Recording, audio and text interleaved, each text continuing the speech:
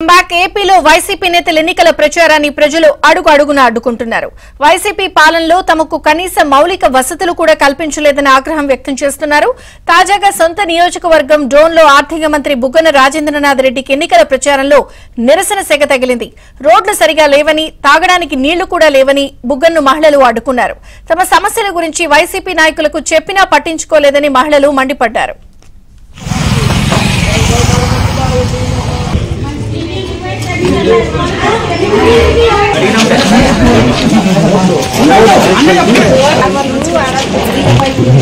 మాకు నీళ్ళు వచ్చేదే ముక్కలు వచ్చినట్టు వస్తున్నాయి.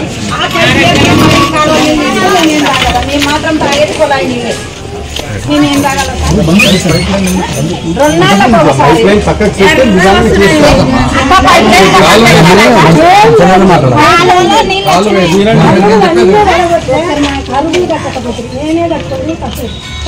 పోవద్దని అంటే పోవద్దు, వద్దునైనా వద్దు. పైపులు ఉన్నాయంటే పైపులు